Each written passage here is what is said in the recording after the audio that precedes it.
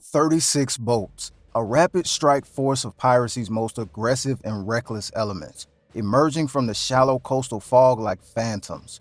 They believed that speed and surprise were their greatest weapons, that a swift, violent ambush could cripple a larger, more powerful foe before it knew what hit it. Their target was the USS Typhoon, a Cyclone-class coastal patrol ship, a nimble but lethal guardian of the sea lanes. They saw a smaller U.S. Navy vessel, a target they thought they could overwhelm through sheer localized force. They thought their coordinated rush would lead to a quick capture and a political nightmare for America. They were about to learn that the United States Navy does not classify its ships by size, but by purpose. And the purpose of the USS Typhoon was to bring a storm of fire to anyone foolish enough to challenge it. The pirates didn't know what was waiting for them. The USS Typhoon, a Cyclone-class patrol ship, moved with a predatory grace through the misty, dawn-lit waters close to a hostile shore. At 170 feet long, it was smaller than the Navy's destroyers and cruisers, but what it lacked in size, it more than made up for in speed, agility, and a ferocious arsenal packed into its sleek frame. Armed with a stabilized Mk-38 25mm chain gun, 50 caliber heavy machine guns, and a battery of Mk-19 automatic grenade launchers, it was a floating ambush predator designed for exactly this environment.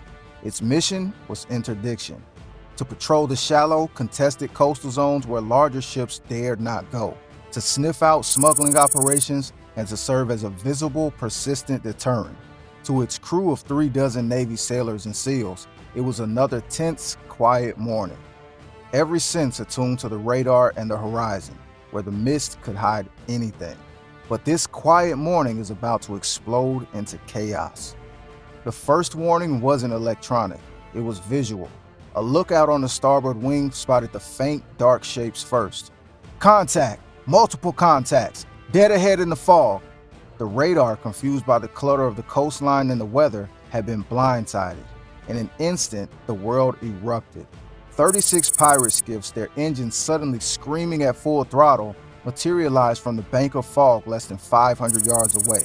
They had been lying in wait, silent and invisible, using the environment as their cloak. This was no broad assault. It was a focused spear-point attack designed to punch through the Typhoon's defenses in one violent, decisive moment.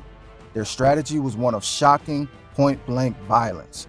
They came not in waves, but in a single concentrated swarm, all 36 boats converging on the patrol ship's bow.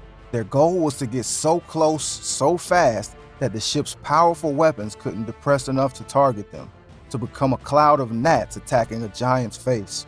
But they didn't think about what happens the instant they closed that last 100 yards. Rocket-propelled grenades streaked across the narrowing gap, slamming into the Typhoon's superstructure. The concussive blasts rocked the ship. Heavy machine gun fire raked the deck, pinging and sparking off the armor plating. The element of surprise was total and devastating.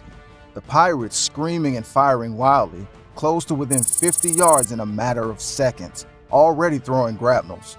On the bridge, the captain, a seasoned lieutenant commander, didn't flinch. The ship was designed for this.